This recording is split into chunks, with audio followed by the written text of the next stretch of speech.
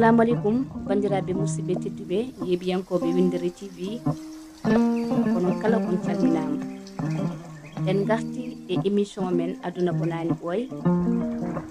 e darol men ko majji ɓurgo maayi en garino e sukaɓe ɗiɗo jiiduɓe yummaye baaba oye ene yaari e duuɓi 12 oye ene yaari e duuɓi 10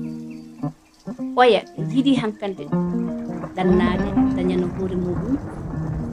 jarnoɗo e duuɓi 10 kañumne mawni kono kala e saaha ene nanta ko koccaɗo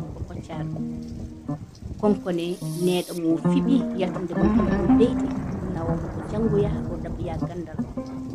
kamɓe ɓeeɗo ɗiɗi ɓe fof ɓe potti ɗon e galle he kono ɓe gandotira ɓe goni ɗon ha waɗi saaha goto oye kañumne mo ganduɗa koko majjotornoɗo e joom galle mum e sukaɓe muɗum en mbino dañino gorko ha dañi ɓiɓɓe ɗiɗo worɓe joom galle mum ko ɗanninoɗo ene fiɓi kañumne lelnude projet ji muɗum ene fiɓi ko waɗa ko mbete ene daña hen ngaalu wi kañumne alay saago yaaha yiya ceerno mbete no rokka ɗum duwaw saabu ceerno kala mo duwoni ene heewi fawde hen yitere mum ni woni kamɓene ɓe gummima toon ɓe gari e galle ceerno ɓe goni toon balɗe nde wonno galle ceerno ko barateɗo ko garateɗo wona a ari tan a yindire e ceerno kono noon bandiraɓe hay goto anda hen goɗɗo won ɓe goniri noon ha Allah waɗi ni woni o yi ceerno o haalde muɗum ceerno o yuma hande kam heɓotako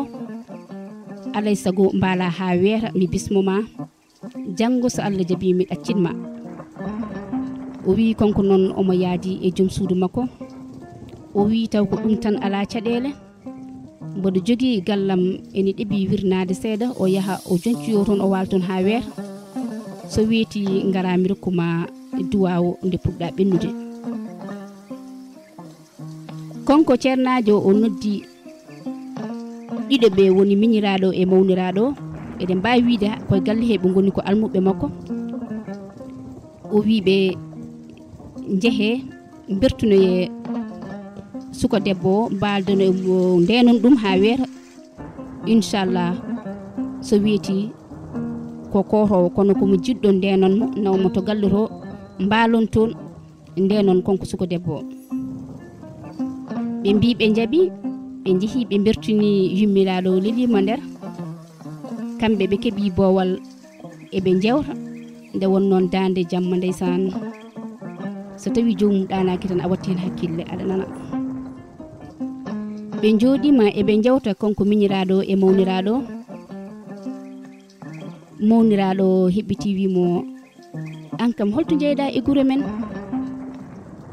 o deeƴi o wiyani haydara o deƴƴi o yoomi o yimo an kam ko woni mi namdoma to jeyɗa e guure men tan deƴƴa holko musma ko gonduɗa o wi min kay gila gonmi cukalel mbaɗa teskito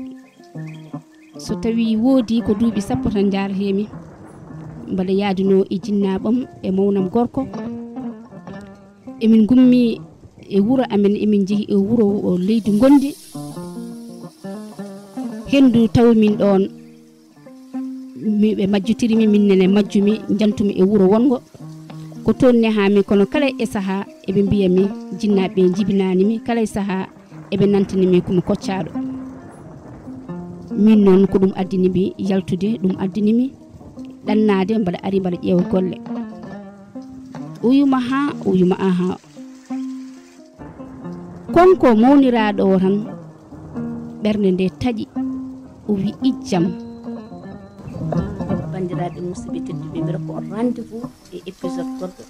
so allahu randoji Allah jarama on jarama mbaɗon partagé mbaɗon abonné bandiraɓe musidɓe tedduɓe tigui nawata en yeeso Allah jarama on jarama